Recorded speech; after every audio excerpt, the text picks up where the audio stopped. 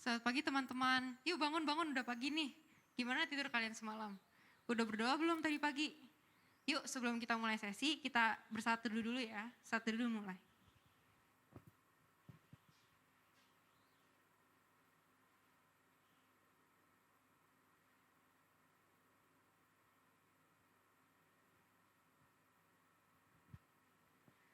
Satu dulu selesai. Terima kasih buat teman-teman yang udah berkomitmen pagi-pagi ini buat datang dan tidak terlambat. Sekarang mari satukanlah hati kita untuk masuk hadiratnya, kita puji keagungannya.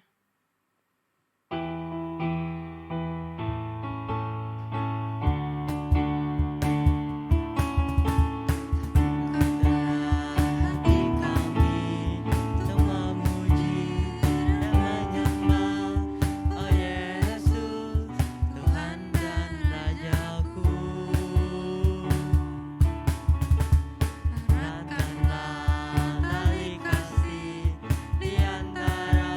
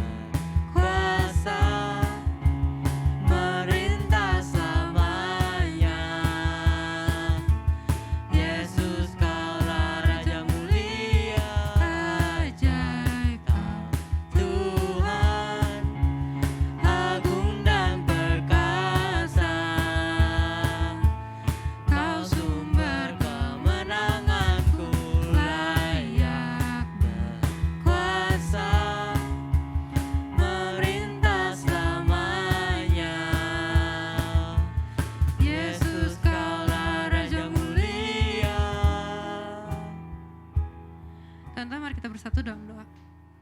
Ya Tuhan, terima kasih karena Engkau telah mengumpulkan kami semua di sini ya Tuhan, meskipun melalui Zoom, Engkau telah mengumpulkan kami semua tanpa kekurangan satu apapun. Ntar lagi kami akan memulai sesi ini, tolong berkati kami agar kami dapat mendengarkan dan diam di tempat dengan baik ya Tuhan, agar dapat mengerti apa yang akan disampaikan. Dalam nama Tuhan Yesus kami berdoa, amin.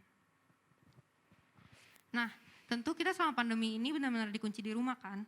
Kalau dulu misalkan pulang sekolah, kita bisa nongkrong di warung atau bisa jalan-jalan atau mampir ke mall.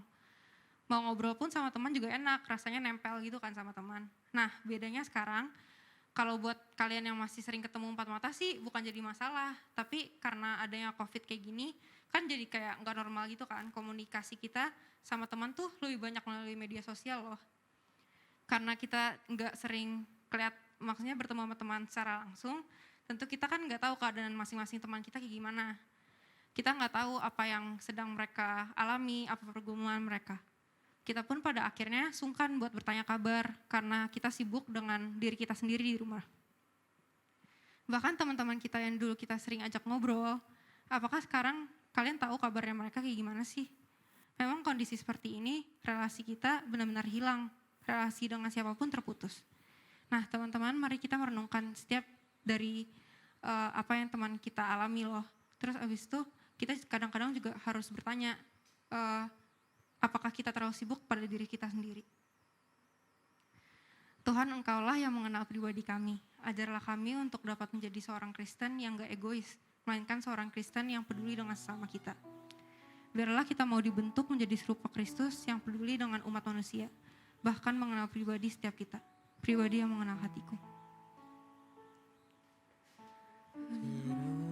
Sayang laut, rindu aliran sungaimu,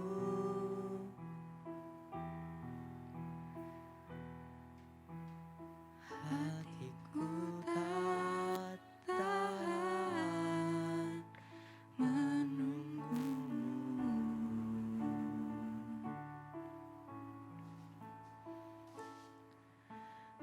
Bagai padang gersang menanti datangnya hujan,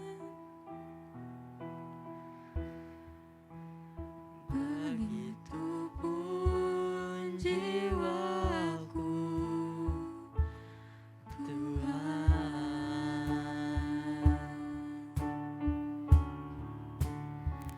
Hanya Engkau, pribadi yang mengenal hatiku, tiada yang tersembunyi bagimu, seluruh isi hatiku Kau tahu, dan bawaku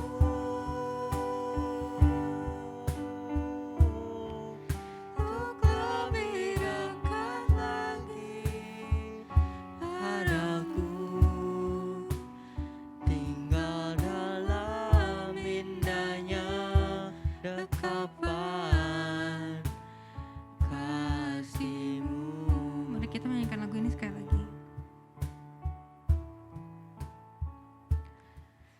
Rindu sayang haus, rindu aliran sungaimu,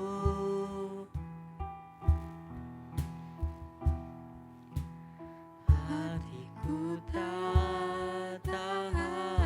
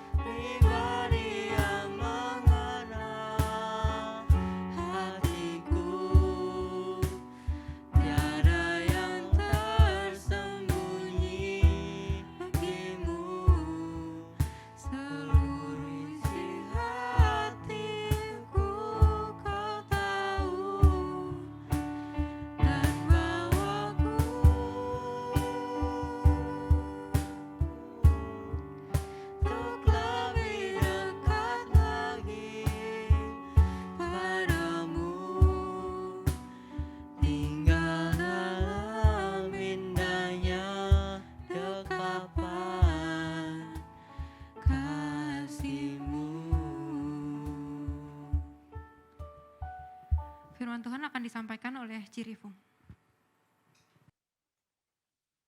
Ya, teman-teman, saya akan share screen ya. Sudah kelihatan layar saya, teman-teman? Sudah kelihatan? Sudah ya? Oke. Teman-teman, judul sesi saya hari ini adalah Close Relationship with Others. Kemarin teman-teman sudah mengikuti sesi-sesi yang lain gitu ya. Saya akan coba sedikit rekap, mungkin teman-teman sudah dengar kemarin.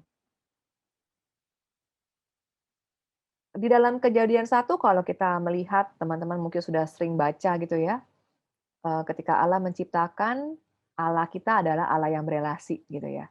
Allah menciptakan kita, tetapi Allah Tritunggal sendiri saling berelasi dan berkomunikasi di antara Allah Tritunggal sendiri.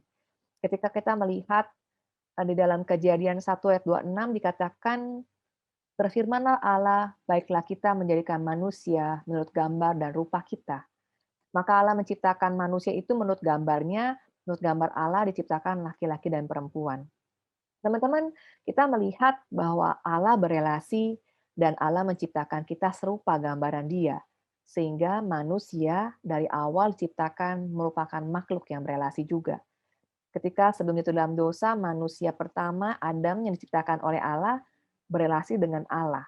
Kita bisa melihat ketika belum jatuh dalam dosa, relasi mereka Allah dengan manusia tidak ada hambatan begitu ya. Dan ketika Allah menciptakan, Allah memberkati mereka, kemudian Allah memberikan perintah dan kemudian manusia boleh makan ya semua yang ada dan segala macam pohon-pohonan yang ada di sana kecuali satu buah pohon yang dilarang Allah. Dan saat itu Allah mengatakan segala yang dijadikannya sungguh amat baik. Jadi semuanya sungguh amat baik. Kemudian ketika di Kejadian 2, kalau teman-teman membaca juga, ini juga bagian yang sering kita baca ya. Allah juga menyadari tidak baik kalau manusia itu seorang diri saja. Aku akan menjadikan penolong baginya yang sepadan dengan dia. Saat itu manusia memberi nama pada binatang-binatang, begitu ya. Tetapi manusia itu tidak melihat ada yang sama seperti dia, tidak menjumpai penolong yang sepadan dengan dia. Dia berbeda. Lalu Tuhan Allah membuat manusia itu tidur nyenyak, lalu kita tahu ceritanya bahwa dijadikanlah perempuan dari laki-laki itu, gitu ya, dari rusuknya diambil. Teman-teman, manusia si Adam itu juga sadar, wah saya kok beda ya. Saat lain binatang-binatang itu berpasangan, dia enggak ada yang sama dengan dia. Jadi Allah sebagai pencipta berinisiatif melihat nggak ada yang dia yang setara dengan Adam gitu ya, yang setara dengan Adam. Tapi kalau Adam sendiri nggak sadar dia nggak ada yang teman yang sama dengan dia, itu juga ngerasa nggak butuh gitu ya. Nah, si Adam juga merasa butuh begitu. Allah tahu, kemudian Adam pun butuh gitu ya. Makanya diberikanlah teman yang sepadan seorang perempuan. Jadi dari awal kita melihat kita serupa gambaran Allah, Allah yang berelasi, manusia adalah makhluk yang berelasi. Tetapi kemudian kita tahu di Kejadian 3, dosa masuk teman-teman. Ketika dosa masuk, manusia yang melanggar dan tidak taat kepada Allah menyadari dia telanjang. Mereka membuat pakaian dari daun pohon ara. Dan teman-teman tahu di situ ya kisahnya. Ketika itu si Adam merasakan perasaan takut. Ya, kita bisa baca di sini ya. Tetapi Tuhan Allah memanggil mereka, manusia itu, "Di manakah engkau?" Kemudian ia menjawab, "Ketika aku mendengar bahwa engkau ada di dalam taman ini, aku menjadi takut. Karena aku telanjang, sebab itu aku bersembunyi." Kalau teman-teman melihat bagian ini, ketika dosa hadir, manusia menyadari dirinya bersalah. Di dalam hati kita, ketika kita berbuat dosa, kita sadar kita salah, kita menjadi takut. Kita bersembunyi dari Allah. Bahkan kita menyembunyikan diri dari sesama kita terkadang, begitu ya. Kita menganggap mengasingkan diri, mengisolasi diri, mungkin karena kita malu, kita takut ketahuan, kita akhirnya menjauh dari Allah dan sesama kita. Tetapi bagian ini kita juga bisa melihat ketika manusia jatuh dalam dosa, dia pun melakukan tindakan yang namanya menyalahkan orang lain dan juga menyalahkan Tuhan. Kita lihat dia katakan di sini, eee, manusia itu menjawab, "Perempuan yang kau tempatkan di sisiku, dialah yang memberi dari buah pohon itu kepadaku, maka kumakan." Jadi menyalahkan Tuhan, menyalahkan orang lain. Ketika jatuh dalam suatu dosa, jarang sekali orang bisa mengambil tanggung jawab. Kadang-kadang mencari kambing hitam, menyalahkan Allah. Mengapa Tuhan izinkan situasi ini? Seolah-olah bisa menyalahkan itu lebih enak meringankan tanggung jawabnya. Dan ini yang terjadi dengan Adam ya, dia menyalahkan Tuhan dan mengkambing hitamkan orang lain. Kalau teman-teman lanjutin baca, si Hawa mengkambing hitamkan si ular ya, padahal si ular itu bukan kambing gitu ya. Nah, kita melihat orang seringkali menyalahkan lebih gampang daripada mengambil tanggung jawab. Nah, teman-teman kalau kalian membaca di Kejadian 3 ayat 15, "Berfirmanlah Tuhan Allah kepada ular itu, Aku akan mengadakan permusuhan antara engkau dan perempuan ini, antara keturunanmu dan keturunannya, keturunannya akan meremukkan kepalamu dan engkau akan meremukkan tumitnya." Kalau teman-teman baca dalam versi bahasa Inggris, kata keturunan ini lebih kepada he, bentuknya laki-laki begitu ya. He will crush your head. Di sini dikatakan he, bentuk laki-laki. Di sini merupakan cara Allah yang ingin menebus anaknya, yaitu manusia, ya, supaya diselamatkan karena sudah jatuh dalam dosa dan dengan rencana keselamatan melalui Kristus. Sehingga he will crush your head, tentang Kristus, he di sini. Dan kita menyadari bahwa Allah mengasihi manusia. Kejatuhan manusia dalam dosa mendukakan Allah karena kasihnya yang besar. Jadi sehingga Allah ingin, teman-teman, Allah ingin supaya dia bisa menyelamatkan manusia binasa tadi, teman-teman. His unconditional love untuk kita yang membuat dia mau mengaruniakan anaknya yang tunggal untuk kita, supaya kita tidak binasa. Mungkin teman-teman udah sering dengar bagian ini. Saya akan lanjutkan bagian berikutnya. Ketika kita mungkin ibadah hari Jumat Agung, ibadah Paskah, kita sering kali mendengar bagian Alkitab ini dibicarakan gitu ya. Ketika Kristus disalib, ada karya keselamatan yang ia lakukan bagi umat manusia. Ia melakukan macam pengorbanan diri begitu ya, sebagai korban begitu. Agar relasi Allah dengan manusia dipulihkan. Kita bisa berdamai dengan Allah karena Kristus yang mati buat kita. Relasi itu tidak hanya sampai di sana selesainya. Relasi dengan diri kita pun sebagai seorang yang berdosa, yang awalnya banyak dituntut oleh rasa bersalah, rasa malu, masa jijik dengan diri sendiri, merasa tidak layak, merasa terhina. Kita juga diperdamaikan dengan diri kita, teman-teman. Kalau teman-teman kembali kepada kitab, kalau kita baca gitu ya, banyak sekali eh, tokoh-tokoh di Alkitab juga relasi dengan dirinya bukan relasi yang baik gitu ya. Dia juga menyadari dirinya pendosa begitu. Ada rasa bersalah yang wajar sekali terjadi jika kita jatuh dalam dosa.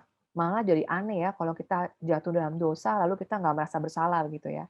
Itu juga satu hal yang aneh. Kalau saya belajar ilmu psikologi, ada orang-orang seperti itu ya kurang pas juga ya, ada gangguan begitu. Kita normalnya kalau udah melakukan kesalahan kepada orang lain, kita merasa bersalah. Sehingga bagian relasi dengan orang lain ini dipulihkan oleh Kristus ketika ia mati di kayu salib. Teman-teman, relasi dengan manusia bukan perkara gampang. Saya ketika mengkonseling orang-orang, banyak sekali mereka juga banyak relasi bermasalah dengan orang lain. Mengapa bisa begitu? Karena relasi mereka dengan Allah tidak baik, cara mereka melihat diri mereka tidak baik, akhirnya yang keluar kepada orang lain ketika berelasi pun kurang baik begitu. Sebetulnya kadang-kadang tidak bermaksud untuk menyakiti orang lain, tetapi dia yang terluka tanpa sengaja juga bisa melukai orang lain. Kepahitan dengan seseorang, dia generalisasi sehingga ia juga sulit berelasi dengan orang lain. Kita bisa sulit mengampuni, teman-teman. Apalagi kalau kita tahu kondisi keluarga kita tidak ideal, kita banyak persoalan di dalam keluarga, kita terlalu banyak rasa marah yang terpendam. Kita jadi susah belajar mengampuni. Mungkin dari keluarga juga demikian ya, papa mama juga kadang sulit mengampuni. Kita suka diungkit-ungkit kesalahannya, begitu. Hal ini yang membuat kita susah pulih secara personal, rasa malu, bersalah itu selalu, menghantui kita karena kita sering diungkit-ungkit juga gitu ya kalau kita melakukan kesalahan. Kita sulit belajar mengampuni diri sendiri dan sulit belajar mengampuni orang lain. Kemudian mengampuni apa sama dengan melupakan? Ternyata mengampuni tidak selalu bisa melupakan, teman-teman.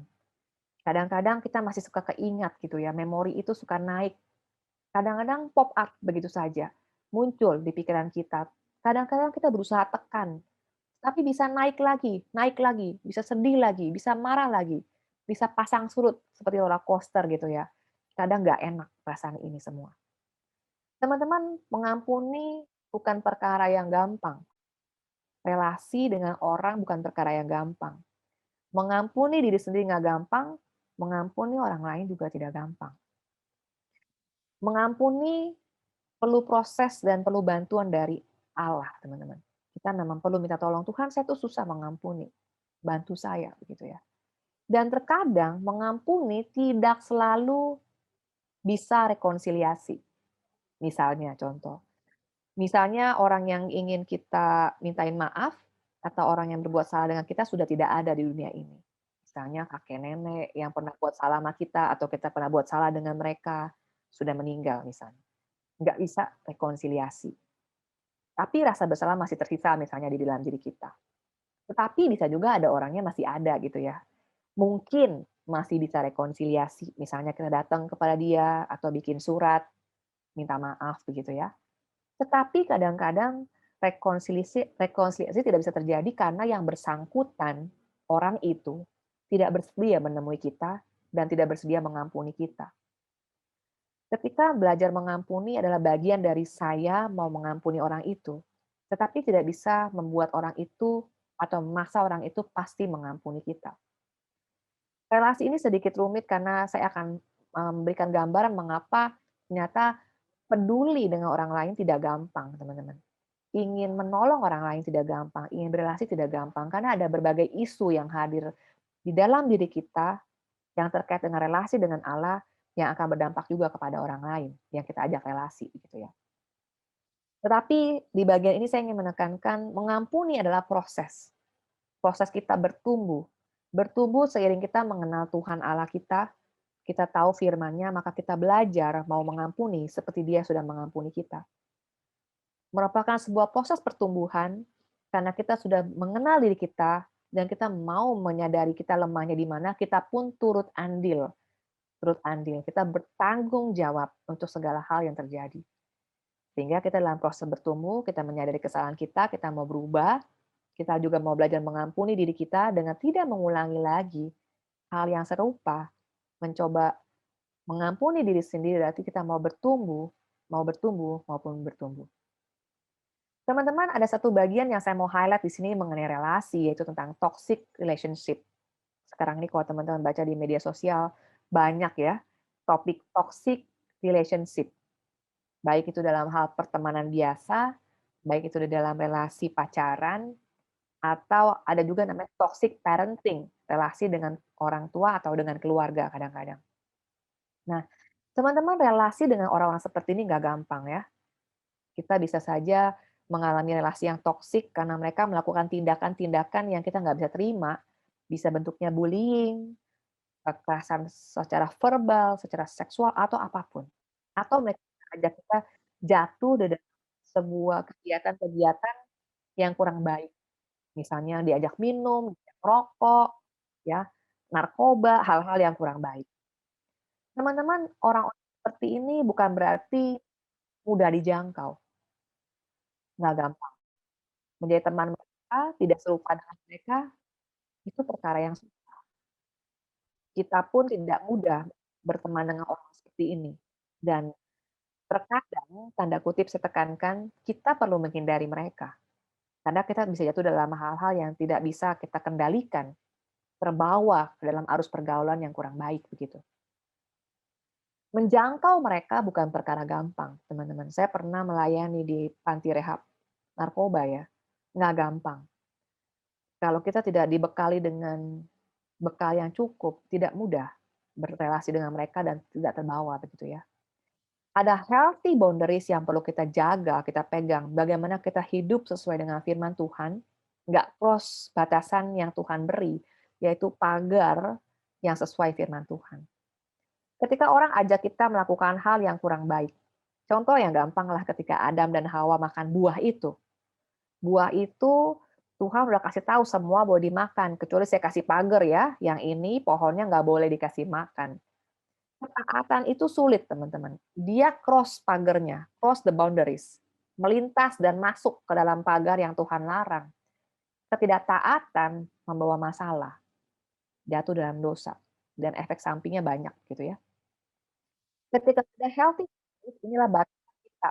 Kita yang masih aware, sadar diri sejauh mana relasi ini sehat, yang relasi ini toksik, yang ini boleh saya bantu, yang ini nggak boleh saya bantu, yang ini oke, yang ini saya udah nggak sanggup.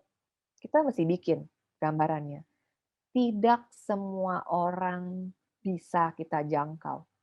Saya mesti highlight seperti ini, kenapa? Kita bukan juru selamat yang bisa menjangkau semua orang, tetapi bukan berarti kita ignore, mengabaikan orang lain. Kita peduli dengan mereka dalam batasan. Mengapa saya bilang dalam batasan? Untuk usia remaja, teman-teman membutuhkan bimbingan dari orang dewasa. Jadi seandainya ketemu kasus yang teman rasa, wah ini kayaknya saya nggak bisa loh, saya masih dalam batasan saya nih, berbahaya saya pikir ya, bisa melibatkan orang dewasa yang teman-teman percaya. Misalnya mengajak kakak pembina, ya, mengajak orang tua diskusi, lalu bersama-sama outreach menjangkau orang-orang itu. Boleh, boleh seperti itu. Kita tidak harus melampaui hal yang tidak bisa kita bertanggungjawabkan atau belum sesuai kemampuan atau usia kita. Ya, itu boundaries, teman-teman. Jadi kita boleh menjangkau, boleh dalam batasan yang masih kita sanggup. Nggak semua orang bisa kita tolong. Nggak semua orang perlu kita tolong. Nggak semua orang bisa kita jangkau dan boleh kita jangkau dalam batasan kita sebagai anak remaja. Ya, jadi kita boleh ya minta bantuan orang-orang yang lebih dewasa untuk support kita dalam hal. Nah, teman-teman, ketika kita berelasi dengan sesama kita perlu mengingat yang namanya di dalam Matius 22 ayat 37 sampai 40 ya. Ini hukum yang terutama dan yang pertama. Kenapa dikasih hukum ini gitu ya? Saya berapa kali membawakan bagian ini dan saya rasa ini adalah bagian yang penting gitu ya. Kasihilah Tuhan Allahmu dengan segenap hatimu dan dengan segenap jiwamu dan dengan segenap akal budimu. Itulah hukum yang terutama dan yang pertama. Dan hukum yang kedua yang sama dengan itu, kasihilah sama manusia seperti dirimu sendiri. Pada kedua hukum tergantung hukum Taurat dan kitab para nabi. Teman-teman, kita melakukan perintah Allah, segala hal yang Ia ajarkan, karena kita mengasihi Dia, asasnya. Bukan karena kita takut dihukum oleh Tuhan. Karena kasih Allah yang unconditional kepada kita, Dia memberikan Kristus. Perhatikan ya, karena kasih. Kasihlah landasannya, bukan landasannya hukuman. Karena kasih Allah, kasih Kristus. Karena kasih kita kepada Allah, kita mau taat kepada Dia. Karena kasih Allah kepada kita terlebih dahulu melalui Kristus, oleh karena itu kita mengasihi diri kita, lalu kita bisa mensalurkan kasih tersebut kepada sesama kita, manusia yang lain. Landasannya karena kasih, bukan karena hukuman, teman-teman. Kasih Allah yang menolong kita lepas dari hukuman yang seharusnya kita peroleh, karena kita tidak taat dan melanggar firman Allah, begitu ya. Karena kasih, ini landasannya yang buat kita punya hope di dalam Tuhan. Karena Allah mengasihi kita, that's why kita mau mencoba melakukan dengan sebaik-baiknya. Kalau kita mengasihi seseorang, kita ingin melakukan yang terbaik buat orang itu. Kita nggak pengen melukai dia nggak mau menyakiti dia. Karena kita sayang sama dia, kita mau menyenangkan hati dia. Seperti itu cara kita mengasihi Allah dan kita melakukan firman-Nya. Oleh karena kasih, kita mau taat. Nah, teman-teman, serupa dengan Kristus itu seperti apa sih maksudnya? Saya menggunakan Kristus sebagai contoh, tetapi saya sendiri pernah diskusi dengan seorang teman saya, "Wah, serupa Kristus itu berat sekali ya. Kayaknya Kristus yang Allah 100%, manusia 100%, dia nggak berdosa.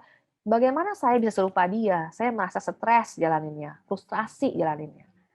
Tetapi serupa Kristus di sini coba kita lihat ketika dia menjadi manusia, Allah yang kelihatannya jauh gitu ya, menjadi manusia. Karena manusia bisa melihat hal yang kelihatan yang konkret di depan matanya. Manusia bisa melihat hal yang kelihatan sehingga Allah menjadi manusia supaya gampang diteladani, kelihatan gitu ya. Ketika ia memanggil para murid dan ia mengasihi mereka sebagai gurunya, tetapi kemudian ketika kita baca peristiwa-peristiwa di Alkitab yang selanjutnya setelah pelayanannya Kristus menjelang penyalipannya, dia justru dikhianati oleh muridnya. Orang yang ia kasihi, lingkaran terdekat dia, malah menjual dia. Muridnya lari semuanya, meninggalkan dia, bahkan Petrus menyangkal dia, dan dia ditinggalkan karena alasannya mereka takut mengakui dia sebagai guru. Mereka takut. Ketika Kristus disalib, kita lihat di Alkitab juga dikatakan bapaknya meninggalkan dia karena dia memikul dosa saat dia disalib. Dia sampai mengatakan, "Allahku, Allahku, mengapa engkau meninggalkan aku?" Teman-teman, ketika kita melihat kisah Kristus, dia sebagai manusia mengalami penderitaan, dia dikhianatin, ditinggalkan, kita bisa merasakan ya, wah Kristus pernah merasakan penderitaan kita nih. Dia mengerti perasaan-perasaan itu. Tetapi kita juga tahu ya kita dikatakan ia bangkit pada hari ketiga, ia mengalahkan maut. Dan di sini kita melihat teladan lagi yang Kristus berikan. Kalau teman-teman ya dikhianati orang yang teman-teman sayang, dikhianatin teman, teman-teman mau nggak sih cari kembali orang-orang itu? Saya sih pikir-pikir ulang ya kalau mau cari lagi mereka gitu ya. Ngapain gue deket-deket orang toksik kayak gitu? Seneng aja sama-sama, susah lu tinggalin gue. Nah, tapi Kristus memberikan teladan serupa dengan dia itu maksudnya iya nih yang udah dikhianatin nih, mau aktif mencari murid-muridnya kembali. Dia sendiri yang aktif memulihkan relasinya dengan para murid itu. Seperti di kitab Kejadian tadi, Allah yang aktif mencari Adam ketika ia sembunyi. Allah yang aktif memberikan anaknya yang tunggal, yaitu Kristus, untuk menebus dosa kita. Di sini lagi-lagi Allah yang aktif, yaitu Kristus yang adalah Tuhan, mengampuni murid-muridnya. Dia yang sebagai guru dan sesama manusia ini, dia mau mengampuni murid-muridnya, dia datang sebagai sahabat mereka. Teman-teman, Yesus Pak Kristus itu kan mengatakan, bagaimana kita nggak sanggup melakukannya dengan maunya kita, teman-teman. Kalau saya sih, maunya saya nggak mau dekat-dekat orang kayak gitu yang namanya pengkhianat-pengkhianat itu.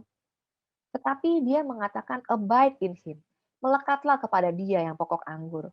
Bahkan ia memberikan Roh Kudus untuk menolong kita. Teman-teman, kalau mengandalkan sisi manusiawi kita yang natural, natural kita apa? Natural kita ya kalau bisa yang enak-enak aja. Kalau natural kita kalau bisa ya udah, nggak usah ambil pusing. Naturalnya kita ya hidup dalam dosa begitu. Tetapi supranatural kekuatan dari Allah sendiri, Roh Kudus yang menolong kita dan mampukan kita. Ini yang membuat kita ada hope gitu ya. Jadi nggak muluk-muluk gitu ya. Tetapi Kristus sudah menjanjikan, dia akan menolong dengan menjanjikan Roh Kudus yang menyertai kita selalu. Teman-teman, saya mengambil bagian Yohanes 21 ayat 1 sampai 14. Bagian ini serupa Kristus ketika Kristus aktif mencari Petrus dan murid-murid setelah ia meninggalkan gurunya sampai guru disalib dan bangkit, dia mencari murid-muridnya. Yesus menampakkan diri kepada murid-muridnya lagi di pantai Danau Tiberias. Tapi murid-muridnya awalnya nggak kenalin gurunya gitu ya. Lalu mereka mulai sadar, ini kayaknya Tuhan nih gitu ya. Jadi mereka mulai kenal gitu, mulai kenalin. Kemudian teman-teman di sini di bagian ayat 14 dikatakan ketiga kalinya Yesus menampakkan diri kepada murid-murid sudah ia bangkit dari antara orang mati. Ketiga kalinya. Kalau teman-teman baca itu ada kisah si Thomas gitu ya yang nggak percaya dia bangkit begitu. Nah ini kisah yang menurut saya menunjukkan Kristus yang aktif mencari murid-muridnya yang meninggalkan dia. Kemudian Kristus juga di sini dikatakan di dalam Yohanes 21 ayat 15 sampai 19 ketemu Petrus ya. Kita tahu si Petrus sebelum Kristus disalibkan dia mengatakan kalau dia tuh seolah-olah dia orang yang berani lah gitu ya. Tapi kita tahu kemudian pas kejadiannya malah Petrus ini malah menyangkal Tuhannya karena takut begitu. Dan dia menyangkal 3 kali gitu ya. Nah, di bagian ini kalau teman-teman lihat, ketika dialog Kristus dengan Petrus, ini juga dialognya jadi 3 kali pengulangan. Bilangan 21 ayat 15 dikatakan, Yesus bilang kepada Simon Petrus, "Simon anak Yohanes, apakah engkau mengasihi aku?" Lalu Petrus menjawab, "Benar Tuhan, engkau tahu bahwa aku mengasihi engkau." Lalu Yesus menjawab, "Gembalakanlah domba-dombaku." Saya waktu baca bagian ini ya, saya pikir-pikir gitu ya, Kristus itu unik juga ya. Si Petrus udah mengkhianati dia, dikasih kepercayaan, "Gembalakanlah domba-dombaku." Saya lagi pikir kalau saya dikhianati orang, bisa nggak ya saya memberikan dia kepercayaan lagi begitu? Bisa nggak ya saya bilang saya mengasihi kamu begitu? Bagian ini ketika saya pikirkan inilah yang Kristus ingin kita coba teladani dari dia, serupa dengan dia. Ketika dia menghampiri muridnya, Petrus. Petrus itu, kalau saya jadi Petrus nih, di dalam hati saya pasti juga banyak rasa bersalah. Saya udah sesumbar, ya seolah-olah saya jagoan gitu ya. Bilang nggak akan tinggalkan, nggak akan menyangkal. Pas kejadian saya menyangkal. Saya mungkin ada rasa bersalah karena saya juga mengkhianati guru saya. Padahal guru saya baik banget loh sama saya. Saya juga bisa berasa sedih karena guru saya meninggal. Kata waktu habis disalib kan mati Yesusnya. Mungkin penuh rasa bersalah dalam hati Petrus. Kemudian ada rasa marah, "Aduh coba ya saya tolongin waktu itu. Coba waktu itu saya nggak kabur." Menyalahkan dengan, semua kondisi yang ada, menyalahkan diri sendiri. Mungkin juga bisa salahin teman-temannya, "Kalian juga bukan bantu, kabur," gitu ya. Bisa ada dialog-dialog seperti itu tapi nggak tercatat, tapi coba kita bayangkan, sebagai sisi manusia kita. Tapi bagian ini di Yohanes 21 ayat 15-19 justru Tuhan memulihkan relasi dia dengan Petrus. Sehingga Petrus bisa memulihkan diri dia juga dengan dirinya nih, relasi dengan dirinya sendiri dengan rasa bersalah itu. Ketika diberikan kepercayaan kembali oleh Kristus, ketika dia melihat gurunya mengasihi dia, terlepas dari segala hal yang udah dia lakuin sama gurunya. 3 kali diulang dengan kata-kata yang sama. Sampai terakhir di ayat ke-17 si Simon mengatakan, "Maka sedih hati Petrus karena Yesus berkata untuk ketiga kalinya, 'Tuhan, Engkau tahu segala sesuatu, Engkau tahu bahwa aku mengasihi Engkau.'" Teman-teman, 3 kali menyangkal, 3 kali di sini dikatakan menjadi kelihatan banget ya, 3 kali menyangkal, 3 kali dikatakan mengasihi. Sehingga kita bisa melihat pada bagian ini teman-teman, tokoh Alkitab pun bukan orang yang sempurna. Relasi mereka dengan dirinya dipulihkan Allah. Mereka juga punya latar belakang masa lalu yang kurang baik. Musa seorang pembunuh, Daud berzina, Petrus mengsangkali gurunya, Yesus. Kemudian Saulus seorang pembunuh sebelum ia menjadi Paulus. Bahkan Paulus mengatakan, "Aku orang yang paling hina dari semua orang kudus dan para rasul." Dia bisa ngomong gitu karena memang faktanya masa lalu dia nggak bisa dihapus ya. Masa lalu itu ya ada. Tetapi masa lalu dipakai Tuhan sebagai konteks untuk kita kenal siapa diri kita, betapa rapuhnya kita, betapa kita ini manusia yang seharusnya nggak pantas, tapi pantas oleh karena Tuhan yang memberikan kita pengampunan dan kasih-Nya yang mengampuni kita ini sehingga kita dipulihkan relasi kita dengan Dia dan dengan diri kita. Lalu kita bisa dipakai Allah menjadi berkat bagi sama kita. Kita tahu kisah-kisah tokoh-tokoh Alkitab ini dipakai Allah begitu luar biasa. Teman-teman, di dalam diri kita ada puzzle. Ada puzzle yang bolong. Ada missing piece. Damaian yang hilang gitu ya. Ada piece yang somplak atau puzzle yang hilang yang nggak bisa ditambel oleh siapapun. Kecuali Tuhan sendiri yang menambelnya.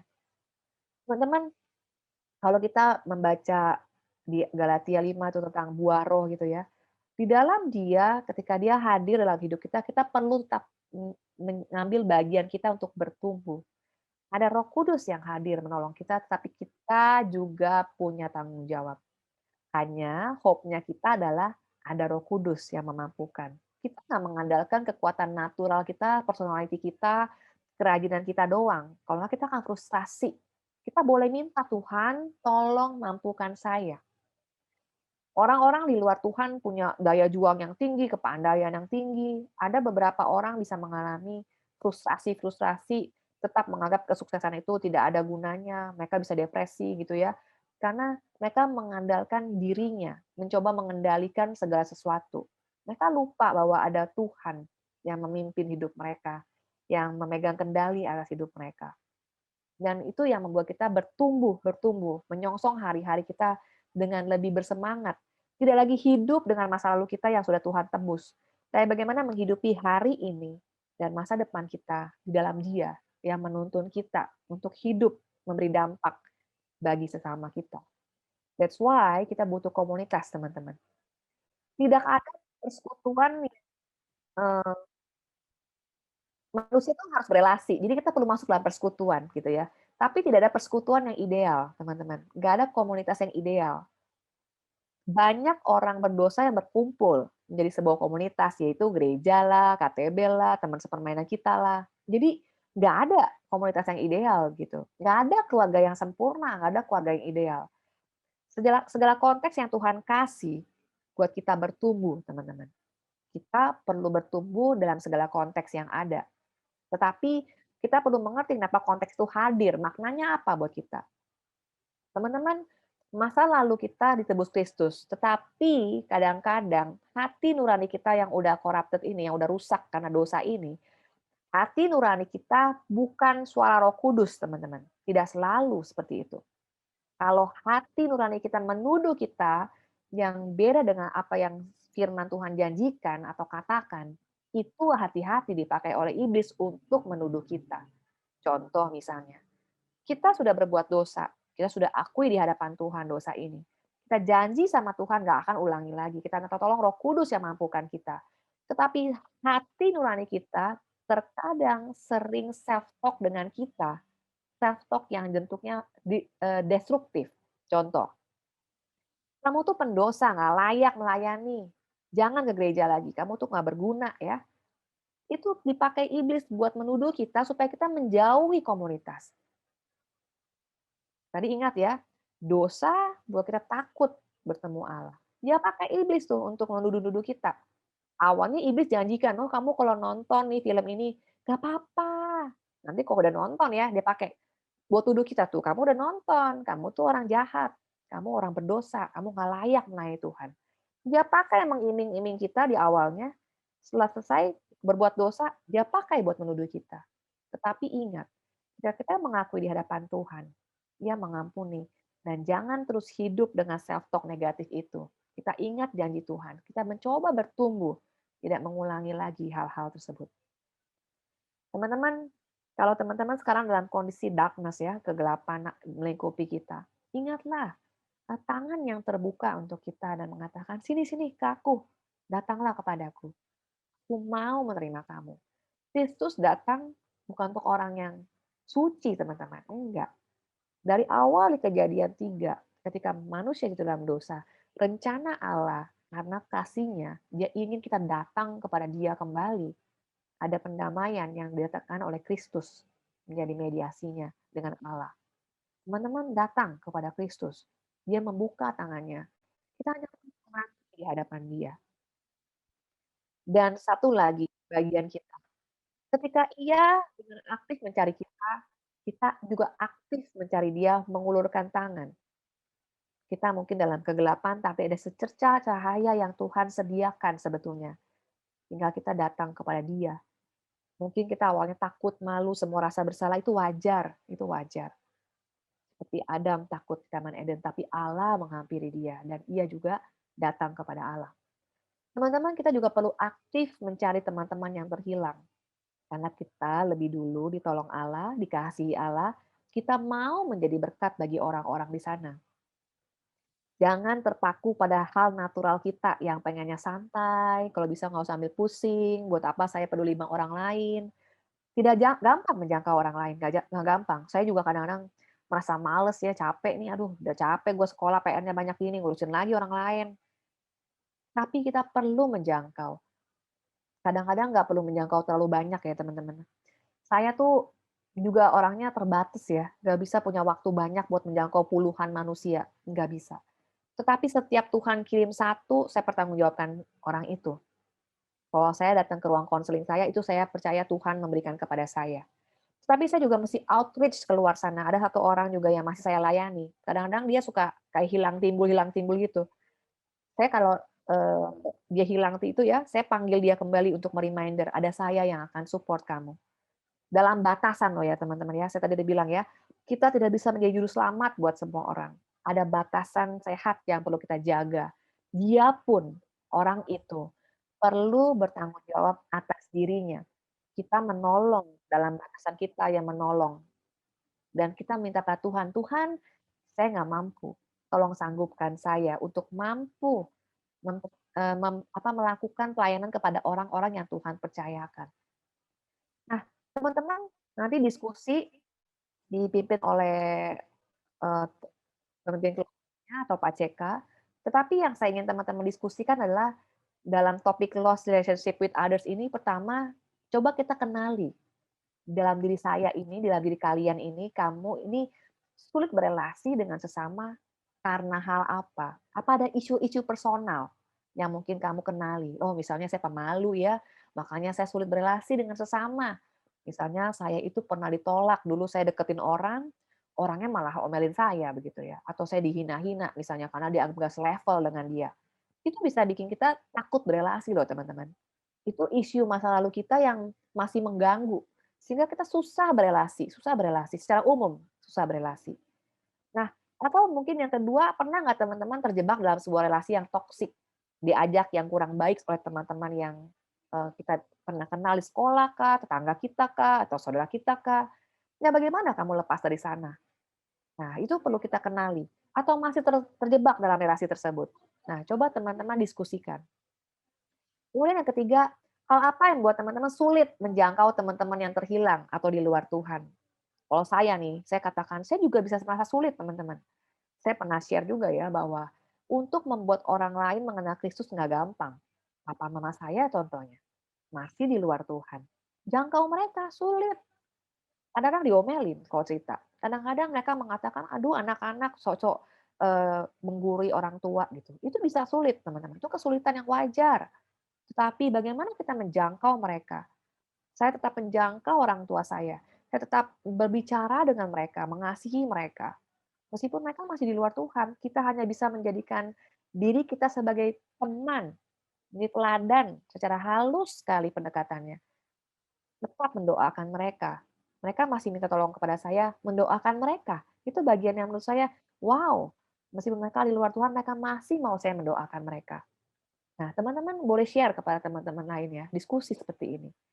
Lalu yang terakhir, apa sih tekad baru yang kamu mau teladani dari Kristus? Yang ingin kamu coba lakukan. Meskipun sulit dan jatuh bangun. Jadi serupa Kristus tuh nggak gampang. Meneladani Kristus nggak gampang. Saya juga masih terus belajar untuk itu. Meneladani dia.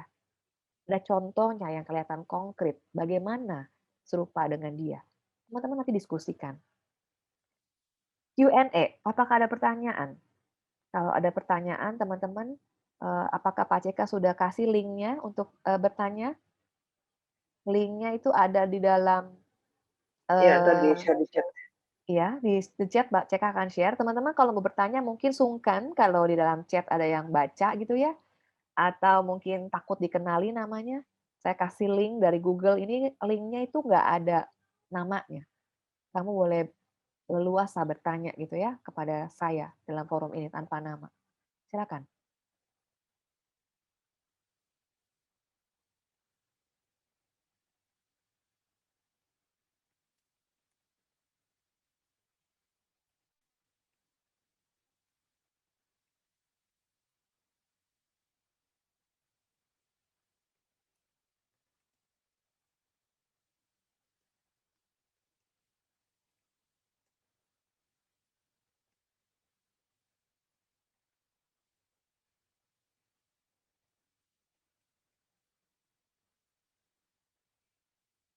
Ada pertanyaan?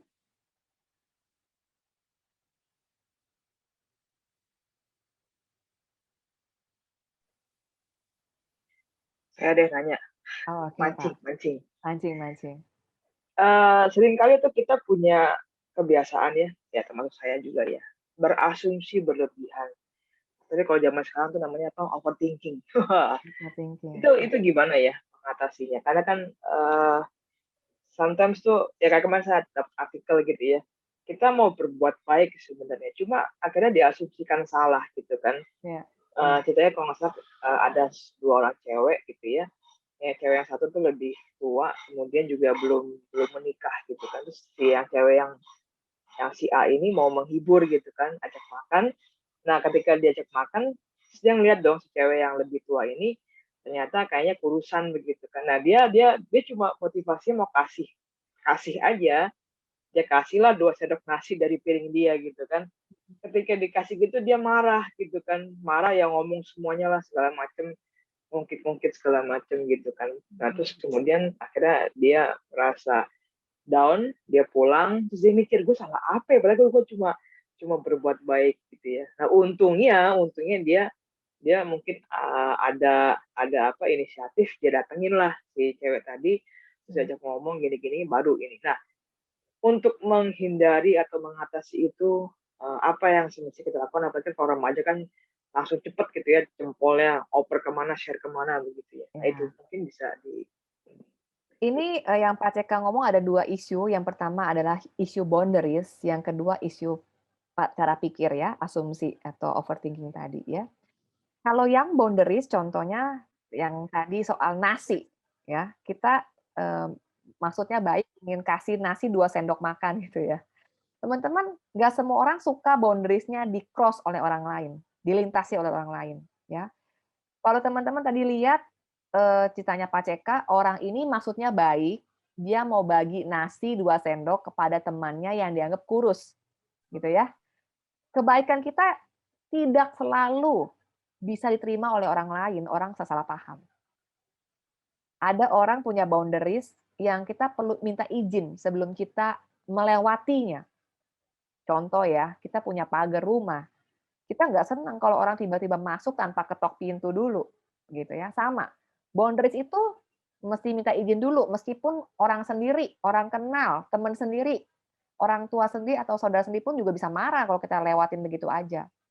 Jadi, kita boleh bertanya. Dan yang kedua soal kurus, soal gemukan, soal itu pertanyaan atau pembicaraan yang kurang nyaman untuk budaya kita gitu ya.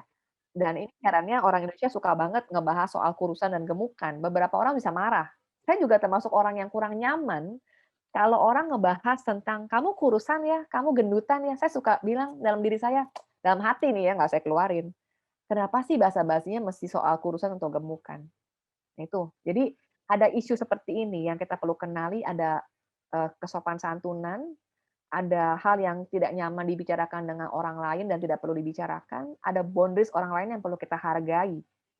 Nggak selalu kita main oper-oper makan ke piring orang lain, orang suka ada yang kalau jijikan ya, dia nggak mau makan loh, "Widih kamu jorok banget, ngoper-ngoper makanan ke piring orang lain," gitu ya.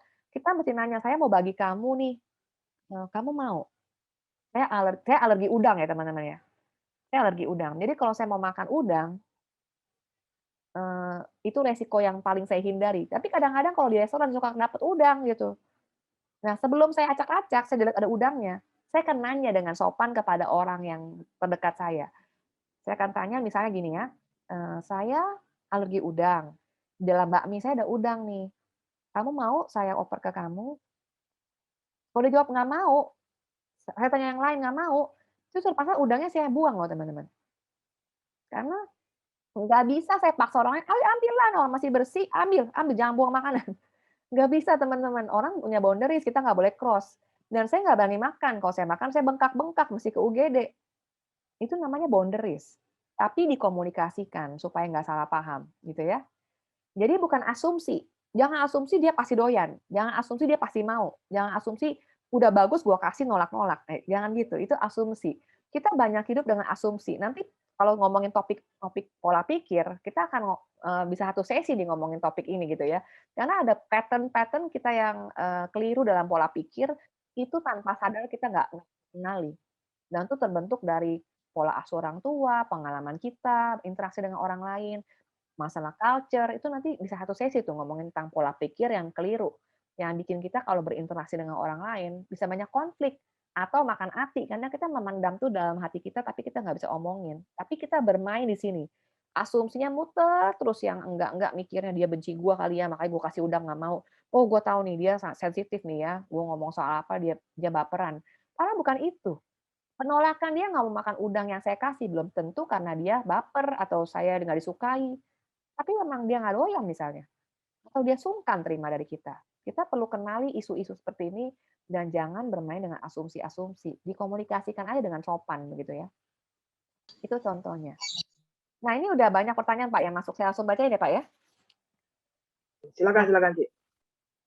Cara menghadapi hubungan yang toksik, bagaimana cara menjauhinya? Teman-teman, tadi ya, menjauhi hubungan yang toksik itu kita yang tentukan boundaries-nya. Pagernya tuh apa? Kalau saya pakai gambaran ilustrasi, kita punya rumah, kita nggak mengizinkan semua orang masuk ke kamar kita. Nah, boundaries itu kayak gitu. Jadi kita kasih batasan di mana orang boleh main.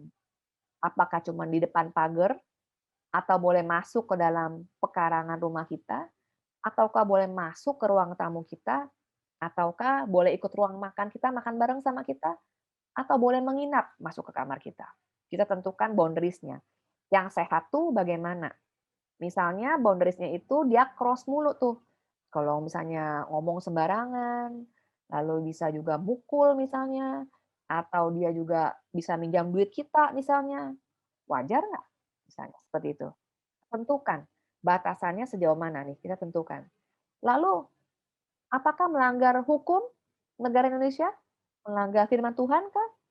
Kalau yang toksiknya sampai melanggar hukum, misalnya diajakin ngetrek misalnya, balapan liar misalnya, dia ajakin minum miras misalnya, itu kan kita tahu boundaries-nya nggak udah clear.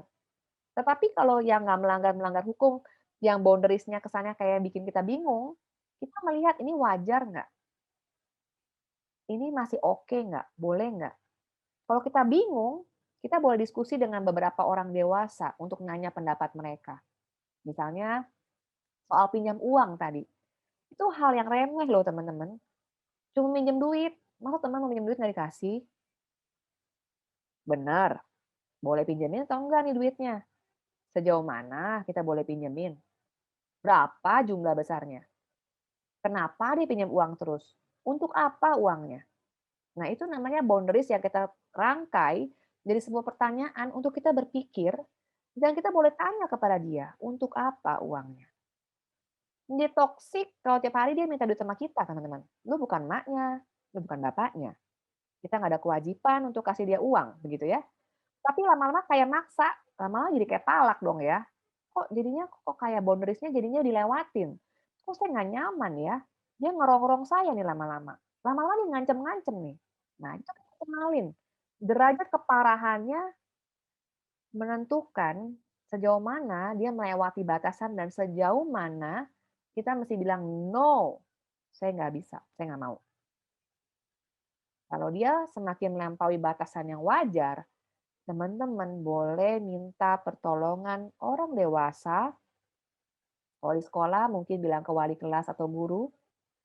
Kalau di rumah bisa bilang ke orang tua, atau bisa berdiskusi dengan kakak pembina untuk dapat gambaran. Sejauh mana nih saya udah masuk dalam relasi yang toksik. Dia nggak boleh abuse kita secara emosi, secara fisik, secara seksual, secara finansial, ya. Itu kita mesti analisa sejauh mana ini batasan kita udah dilewatin dia. Menjadi toksik kalau dia merugikan kita dalam banyak hal yang tadi. Udah memberikan rasa ancaman, udah nggak nyaman kita nih. Minta duit terus-terusan, nggak berhenti-berhenti. Kita di fisik juga udah diancam-ancam misalnya. Kita diteror via WA misalnya. Kita boleh bilang, itu toksik dan kita boleh minta pertolongan dari orang-orang dewasa yang mampu menolong kita kalau kita merasa kita udah nggak sanggup gitu ya. Pertanyaan kedua, gimana caranya untuk terlepas dari rasa sakit yang pernah dialami dulu? Misalnya dulu pernah dikecewakan, terus sekarang buat percaya sama orang lain itu susah banget. Gimana caranya agar terlepas dari rasa waspada itu? Teman-teman, kita dikasih Tuhan emosi. Gunanya buat berjaga-jaga dan waspada. Emosi, takut, sedih, marah, dikecewakan, itu emosi yang valid, valid ya. Semua emosi itu jangan disangkali, itu ada untuk kita analisa dan kita kenali. Saya merasa takut dikhianati, dulu pengalamannya kayak gini nih. Si itu mengkhianati saya diginiin, saya digituin, sedih, kecewa, padahal saya sayang banget sama dia, orang terdekat yang saya kenali. Teman-teman, itu kadang-kadang menimbulkan rasa trauma gitu ya. Trauma itu nggak selalu harus hal-hal yang bencana alam, perang dunia, bukan gitu. Trauma hal-hal emosi yang kita alami itu juga valid adanya. Kita merasa ketemu orang baru jadi waspada. Nggak apa-apa waspada, nggak apa-apa. Tetapi jangan terlalu curiga. Waspada kita ini masih normal nggak? Contoh ya, waspada yang normal adalah kalau misalnya ada hal bahaya kita berjaga-jaga itu waspada yang oke menurut saya. Dalam batasan Tuhan kasih kita waspada. Tapi kalau kita langsung di karangan dalam pikiran kita, waspada deh nanti takut diracun sama dia, nanti takut diiniin, takut diituin. Kita kenali kewaspadaan kita wajar atau berlebihan. Berdasarkan fakta atau bukan.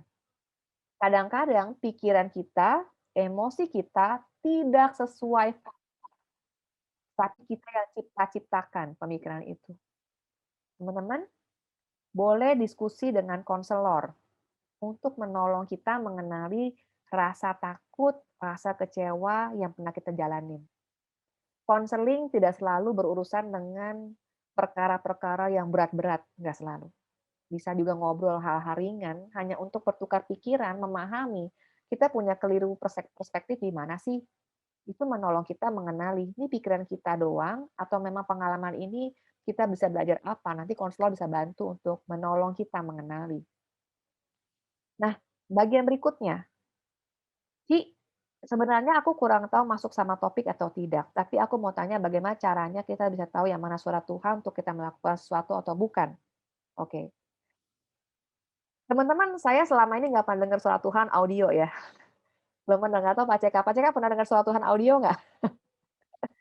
Enggak, takut Nggak banget ya? kayaknya. Teman-teman, kita tidak bisa mendengar suara Tuhan secara audio ya. Mengerti kehendak Tuhan, kalau kita baca Alkitab, baca firman Tuhan, itu kita tahu kehendak Allah adalah yang tidak bertentangan dengan firman-Nya ya, pasti ya, nggak mungkin kehendak Allah melawan firman-Nya sendiri begitu. Lalu juga kita tahu bahwa Tuhan memberikan firman untuk panduan hidup kita nih. Kalau di luar panduan itu, di luar firman Tuhan punya panduan, ya itu belum tentu yang Allah perkenankan dan itu sesuai dengan kehendak Allah. Jangan itu maunya kita gitu ya. Contoh. Ini yang paling sering terjadi pada remaja. Misalkan naksir, naksir satu orang cowok atau cewek lah yang kita naksir gitu ya. Terus kita bilang, Tuhan, kalau kehendak Tuhan dekatkanlah saya dengan dia. Terus kita nggak deketin dia, gitu ya, PDKT gitu ya. Kita makin dekat dengan dia. Belum tentu itu memang Tuhan deket-deketin, bisa juga kita yang deketin dia, terus kita maksa-maksa lagi ya. Udah Tuhan bilang nggak seiman, kita menganggap Tuhan lagi kasih orang itu mendekat ke kita gitu ya. Kita mesti melihat gambarannya apakah yang kita lakukan itu sesuai dengan maunya Tuhan atau enggak, berdasarkan sesuai dengan firman Tuhan atau enggak, panduannya sesuai dengan firman Tuhan atau enggak gitu. Belum pernah sih saya dengar audio ya suara Tuhan, tapi ketika saya berdoa kepada Tuhan, saya cuma bilang, "Tuhan tolong saya itu lagi di persimpangan, lagi bingung, lagi begini, lagi begitu. Minta Tuhan tolong mampukan kita untuk mengenali apa yang menjadi, maunya Tuhan," gitu ya. Kalau saya baca renungan, saya bisa mendapat insight. Dengar khotbah, saya dapat insight. Tapi sambil terus mendoakan itu, mencari suara Tuhan tuh nggak bisa audio. Saya nggak pernah mendapat audio. Saya juga belum pernah dapat penglihatan secara mata gitu ya, selain lewat bacaan-bacaan yang saya baca gitu ya. Insight itu bisa Tuhan hadirkan buat kita untuk mengenali dan kita diberikan kepekaan-kepekaan untuk mengenali. Dan itu pasti tidak melanggar firman-Nya. Nah, teman-teman boleh diskusi dengan misalnya kakak pembimbing atau dengan orang tua gitu ya. Kadang-kadang kita galau gitu ya, kita boleh diskusi. Tuhan bisa menggunakan orang-orang ini sebagai penasehat kita. Di Alkitab juga dikatakan ya, ada penasehat-penasehat yang Tuhan sediakan. Ada saudara seiman yang untuk sama-sama bergumul dengan kita. Ada orang dalam sebuah komunitas yang untuk sama-sama menanggung beban bersama kita gitu ya. Ada guru-guru yang bisa kita ajak ngobrol untuk bertukar pikiran karena pengalaman kita ya masih pendek ya, masih muda kan. Nah, kita butuh pengalaman orang-orang itu yang udah banyak berelasi dengan banyak orang, udah banyak pengalaman usianya udah dewasa gitu ya. Nggak apa-apa. ya, meminta pendapat mereka. Suara Tuhan dikenali dengan banyak baca firman, ya, jangan bosan-bosan untuk baca, untuk mencari jawaban yang Tuhan kasih, nggak audio, nggak visual dalam artian Tuhan datang gitu ya. Saya belum pernah sih ya seperti itu ya. Nah, untuk yang bagian berikut, gimana caranya kita keluar dari toxic relationship dan pertemanan, tapi dalam situasi tertentu kadang-kadang kita juga bisa kontrol mereka dalam beberapa hal untuk tidak melakukan bad habit, misalnya dugem atau minuman keras. Kan itu juga bisa termasuk membantu mereka untuk stop bad habit. Tapi terkadang kelelahan dalam menghadapi circle pertemanan yang sulit, bagaimana mengatasinya. Saya setuju, saya setuju. Berteman dengan orang yang toksik itu menguras energi kita. Karena kenapa? Kita pun berusaha untuk nggak ikut dengan dia, kita mau coba firm, kita bertahan aja udah susah ya, itu capek juga tenaga kita. Kedua, mereka juga suka ngeyel, kita jadi capek ya jangkau mereka. Dibilangin batu, dibilangin jangan masih sengaja. Udah tahu salah, nanti nangis-nangis cari kita. Aduh, tolongin dong, gue kejebak dalam hal ini lagi, lakukan hal yang sama. Ceritanya ulang terus cerita yang sama, kaset rusak kalau kita bilangnya, cerita yang sama dia ulang-ulang, udah tahu salah diulang-ulang, kita udah ngomong berbusa dia masih ulangin. Saya konselor suka ketemu juga klien-klien model seperti ini. Jadi bagaimana yang bisa kita lakukan? Kita hanya bisa menjadi kuping yang mendengarkan dia. Terkadang menjadi kupingnya juga capek gitu ya, karena dengar cerita yang sama juga mesti tabah-tabah gitu ya. Kedua, dia tahu kita tempat dia mengadu. Tetapi kadang-kadang kita perlu menantang dia. Ya, menantang dia maksudnya gini ya, "Lu mau sampai kapan kayak gini terus? Lu mau berapa kali lagi mesti gue bilangnya ini nggak boleh? Sampai tunggu nanti mati dulu, kebanyakan narkoba baru lu nyesel? Atau tunggu nanti ketangkep polisi?" Teman-teman, kadang-kadang kita perlu mengkonfrontasi orang-orang ini dengan kasih. Susah ya? Konfrontasi dengan kasih. Bagaimana caranya?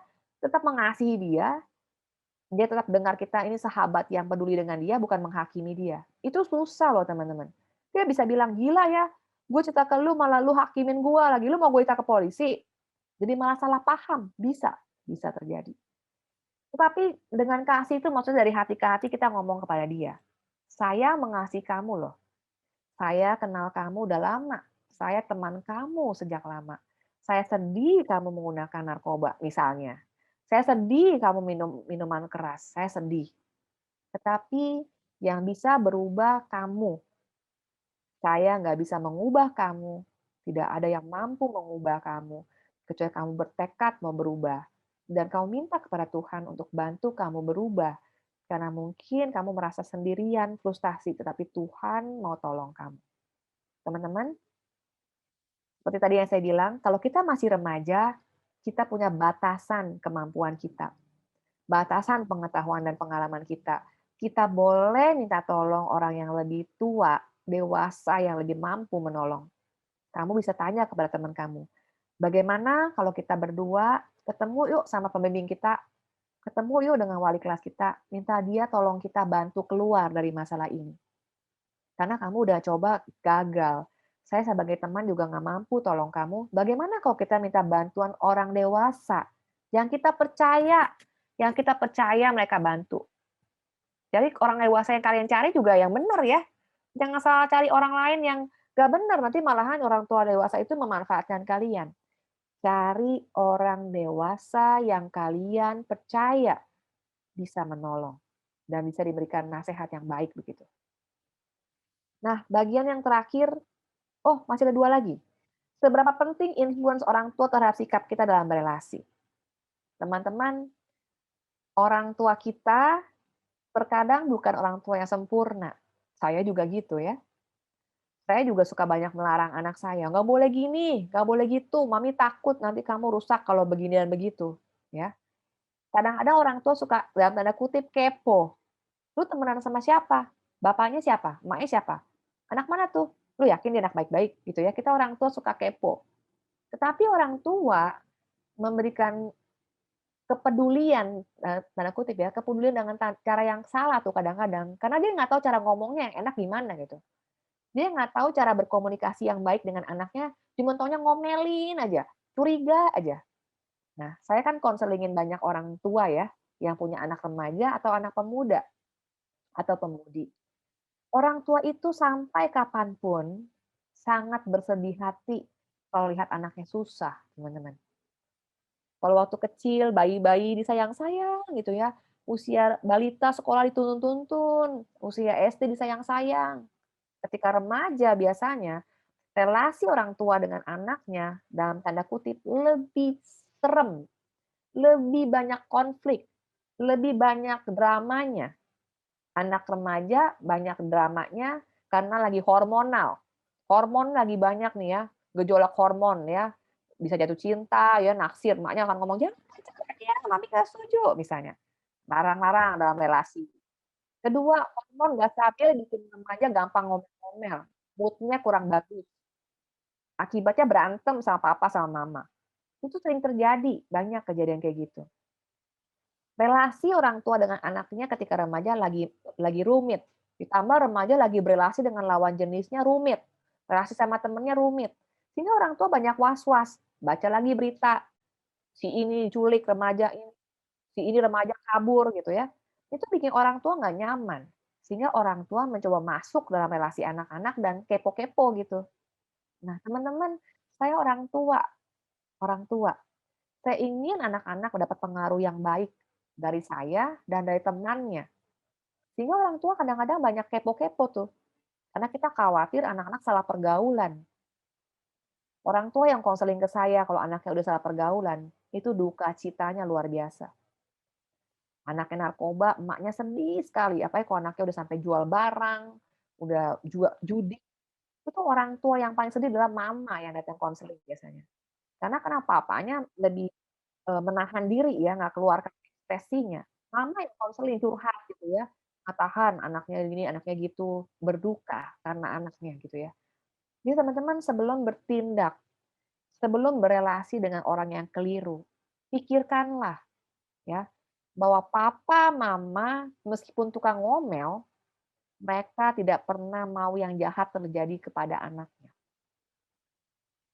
Orang tua yang melahirkan kita, membesarkan kita, tidak akan kasih kita racun, nggak akan kasih kita ular, nggak akan kasih kita batu.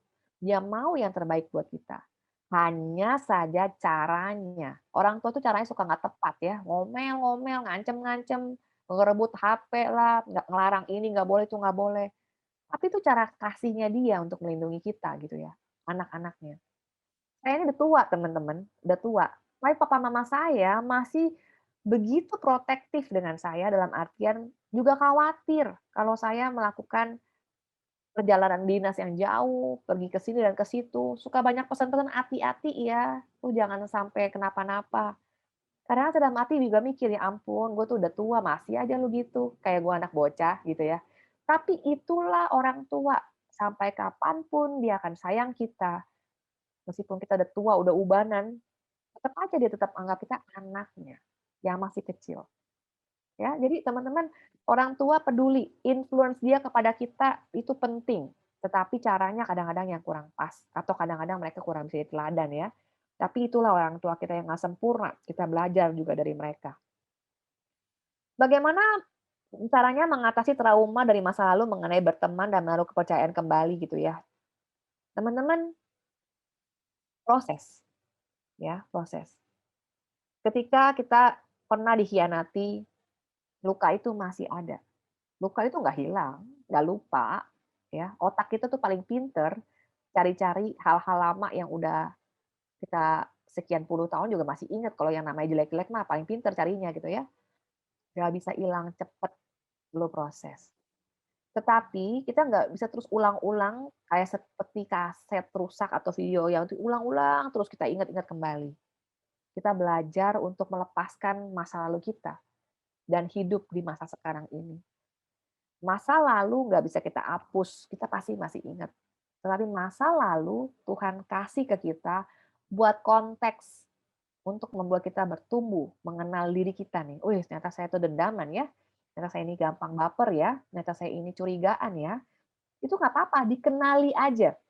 Nggak usah banyak menghakimi. Makanya lu nggak bisa jadi orang Kristen, soalnya lu banyak menghakimi orang sih, lu dendaman. Bukan gitu ya. Kita ini orang berdosa, teman-teman. Nggak usah banyak dituduh-tuduh pun udah tahu kita berdosa. Kita hanya perlu evaluasi dalam artian, saya tahu saya lemahnya di sini nih, mudah sensitif atau baper. Karena saya banyak asumsi, orang lain ngomong dikit gua sensitif. Nah, kita kenalin kenalin ya, kita observe, oh ini ya, kalau si A ngomong saya gendutan, saya kurusan, saya sensitif. Nah, itu lebih kenali. Lalu kita belajar menguasai diri kita. Artinya apa? Kita trauma dulu dikatain orang, dibully orang, mainnya fisik. Sekarang kita sadar ya, oh oke, saya akan coba kendalikan diri saya. Pertama pikiran saya bahwa nggak segala hal bisa saya kendalikan. Teman mau ngebully mulut-mulut dia, mana bisa kita kendaliin?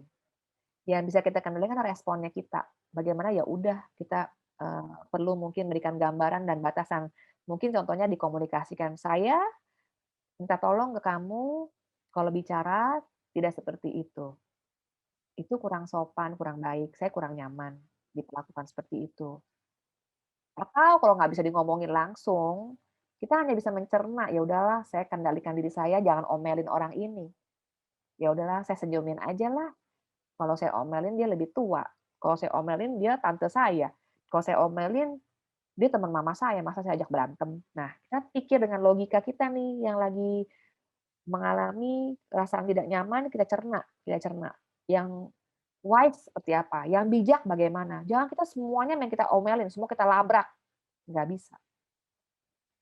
Trauma kita di masa lalu, kita selesaikan pelan-pelan dengan kita yang bertumbuh secara pikiran dan mental, dengan regulasi emosi lebih matang, tindakan kita dengan bertanggung jawab. Tidak bisa selalu menyalahkan orang lain. Dia duluan yang mulai, makanya gue bales. Nggak begitu. Kalau kita hanya hidup dengan reaktif, kita hanya akan menyalahkan orang lain dan situasi, kita tidak mengambil tanggung jawab yang seperlunya kita tak ambil tanggung jawabnya. Kita nggak bisa memikul semua tanggung jawab juga, nggak bisa. Tapi kita bisa ngambil porsi kita di bagian kita yang kita rasa ini oke. Stop sampai di sini. Satu hal contohnya, tidak segala hal perlu kita jawab, tidak segala hal perlu kita sautin, kadang-kadang hanya perlu disenyumin. Itu kadang-kadang berlaku, teman-teman. Banyak hal sebagai saya emak-emak contohnya ya, kadang-kadang di pergaulan antara emak-emak gitu kalau kumpul itu pembicaraan suka nggak penting, basa-basi nggak berguna. Contohnya soal gemukan kurusan tadi. Saya nggak sautin, tidak ngelawan, tidak memberikan bantahan, tidak balas nusuk kembali, "Lu juga gendut?" Gitu, nggak gitu ya. Kadang cuma disenyumin aja, "Makasih." Selesai. Mengendalikan diri, nggak sautin balik begitu. Tetapi itu topik yang paling sering. Nanti teman-teman kalau makin dewasa teman-teman akan ketemu banyak aja basa-basi nggak berguna yang akhirnya kadang-kadang bikin kita sebel gitu ya. Nggak semuanya kita ladenin. Meskipun kita punya trauma di masa lalu tentang bullying secara fisik atau apapun, kita coba dewasa selesaikan supaya itu tidak terus kita bawa-bawa sampai ke masa depan kita. Tidak semua orang mulutnya begitu. Tapi kita boleh waspada. Waspadanya ke diri sendiri ya, bukan ke orang lain. Waspadanya saya perlu mengendalikan sebatasan saya bisa mengendalikan dan sejauh mana saya boleh komunikasikan batasan saya supaya orang tidak melanggar. Yang terakhir ini pertanyaannya udah nggak ada lagi. Lalu ada satu usulan topik kalau boleh ingin topik knowing teens mental health. Boleh nanti saya kasih tahu Pak CK ya Pak. Mungkin Bapak bisa eh, menciptakan suatu sesi atau apa tentang topik ini ya. Memang mental health perlu. Kita sebagai orang Kristen perlu juga memikirkan itu ya. Ini bukan soal tidak beriman, tapi bagaimana kita sebagai orang percaya bertumbuh dengan tetap bertanggung jawab kepada kesehatan mental kita, gitu ya. Oke, oh ini ada pertanyaan dari Pak CK. Bagaimana kita menyikapi sikap yang sekali bilang, oh saya emang dari dulu udah begitu, jadi kamu maklum dong. Tapi ini terus menerus dia ulang ya nggak berubah gitu ya. Masa kita maklumin terus? Nah, teman-teman orang yang bilang dirinya udah gitu dari sononya dimaklumin aja, orang ini kurang bertumbuh ya sebetulnya kalau kita mau jujur ya. Kita kalau misalnya punya self awareness yang baik, kita peka nih, sadar diri saya kurangnya di sini. Ada yang bilangin misalnya, contoh nih ya, saya tuh kalau marah bisa serem teman-teman. Saya tuh orangnya lucu, tapi kalau udah marah jadi nggak lucu ya. Saya jadi kayak Hulk, kamu tahu Hulk ya, yang ijo itu, yang gede ijo ya? Saya bisa kayak Hulk loh kalau marah, kalau udah kesel banget gitu ya. Karena kenapa? Saya ini orangnya lucu, jadi saya suka tahan-tahan tuh kalau marah tuh saya nggak keluarin gitu ya, saya ketawa-ketawa aja. Tapi makin ketawa-ketawa, ada orang yang nggak tahu diri, suka cross the boundaries, berulang-ulang. Nanti kalau udah keterlaluan saya bisa marah banget gitu ya. Dan saya tahu tuh, kemarahan yang dipendam nggak bagus, saya bisa menghijau segera. Saya nggak beralasan emang saya orangnya begitu. Nah, ketika saya belajar konseling, saya justru membereskan anger yang sering saya pendam ini, teman. Jadi saya belajar mengeluarkan sedikit-sedikit, dengan artian kalau saya marah, saya katakan, "Saya marah loh ya, saya nggak suka kamu perlakukan begitu. Jadi jangan kamu ulang-ulang. Boleh nggak ya, kita sepakat begini yang saya mau kamu ubah, kamu setuju bisa melakukan itu?" Jadi saya coba negosiasikan, saya coba omongin. Karena udah saya peringatkan 1 kali, masih begitu, 2 kali begitu, saya akan bilang ini saya udah ngomong 3 kali loh ya, saya ini anggap ini serius. Boleh kamu anggap ini serius, nggak kamu ulang lagi? Kita nggak bisa beralasan, "Saya emang orangnya gitu, saya akan maki," gitu, nggak begitu. Kita nggak bisa beralasan, "Saya memang begitu dari sononya atau dari dulunya," enggak. Kita berproses, kita kenali, ada ambang batas, saya punya ambang batas tuh teman-teman. Kalau ambang batas itu kelewatan ya, saya bisa meledak, bisa marah. Jadi saya suka peringatkan dulu untuk diri saya sendiri juga, ini udah di ambang batas nih. Saya akan mundur, menenangkan diri, supaya saya nggak meledak untuk ngomelin orang. Karena kalau saya udah ngomel udah nggak lucu. Kalau teman-teman lihat yang pernah kenal saya tuh jarang ngomel, kecuali keterlaluan banget dan saya udah nggak tahan gitu ya. Nah, saya mencoba mengenali diri saya.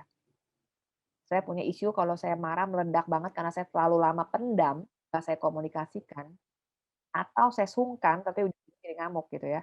Jadi saya akhirnya pelan-pelan regulasi, ngomongnya dikit-dikit keluarinnya. Kalimatnya dipilih-pilih supaya nggak nyakitin orang. Kita kenali, kebanyakan kita orang yang lucu biasanya kalau udah marah serem, ya. Pernah ada pengalaman kayak gitu, ya? Atau orang yang dikit-dikit marah, ada yang dikit marah dikit marah. Nah, itu kita mesti kenali mengapa dia begitu, penyebabnya apa? Apa isu di balik kemarahannya itu? Mengapa dia gampang banget ke-trigger lalu marahnya cepet banget naiknya? Kita kenali aja. Atau ada orang-orang tertentu yang punya kecenderungan, contoh-contoh ya sederhana, sering terlambat, lalu alasannya, "Emang gue dari sononya udah begitu," gitu ya. Kadang saya juga gegetan sama orang-orang kayak gini ya. Kita perlu kenali mengapa kita seringkali seperti itu. Habit yang buruk ini kenapa penyebabnya? Jangan alasannya, "Jakarta macet." Jakarta juga selalu macet, mana pernah nggak macet. Kenali apakah karena kita nggak bisa atur waktu, apa kita nggak bisa atur prioritas, jangan alasannya, "Saya memang begitu." Jangan hidup dengan alasan, tetapi how to solve it, bagaimana cara keluar dari pattern-pattern lama yang buruk tadi. Saya kenal diri saya bisa marah meledak kalau ada ini, ada ini, ada ini, ada ini, saya atasi dengan cara begini, begini, begini, begini. Saya aware kalau saya lampunya nyala, oh ini waspada nih, saya bisa ngamuk. Saya mundur. Lalu saya akan bilang kepada orang, bentar ya, saya ambil waktu dulu untuk tenangin diri saya. Kita kalau udah tenang, saya akan ngomong. Nggak salah loh ya, itu boundaries, batasan. Ya, batasan itu kita perlu untuk punya supaya kita bisa mengatasi diri kita tidak melukai orang lain juga. Oke? Jangan hidup dengan banyak alasan, kita ubah pattern-pattern yang buruk menjadi pattern-pattern baru dan bertumbuh dalam prosesnya jatuh bangunnya. Oke, ada udah habis pertanyaannya teman-teman. Pak CK, eee, mau tutup dengan doa atau bagaimana Pak CK biasanya? Iya, boleh doa dulu nanti Boleh Loren yang dulu ya? Oke. Oke, teman-teman mari kita berdoa. Tuhan, Allah Bapa yang di dalam surga, terima kasih untuk sesi hari ini.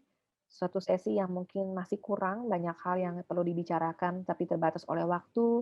Biarlah Tuhan yang menolong anak-anak remaja dalam pertumbuhan mereka, dalam relasi mereka, dengan diri mereka, ketika mereka mengenal dirinya, semakin mereka juga mengerti dan mengenal Engkau Tuhan, dan keterbatasan mereka. Juga Tuhan sertai relasi mereka dengan orang tuanya, dengan saudara-saudara kandungnya. Ketika relasi di usia remaja begitu banyak gejolak emosi yang hadir, Tuhan yang bantu supaya relasi dengan sesamanya bisa berjalan dengan baik, dan juga Tuhan menolong mereka supaya mereka bisa mencari pertemanan yang membangun komunitas yang sehat supaya mereka di dalam usia muda mereka yang semakin mengenal Engkau. Juga Tuhan sertai diskusi mereka, aktivitas mereka selanjutnya. Kami berdoa hanya di dalam nama Tuhan Yesus. Amin.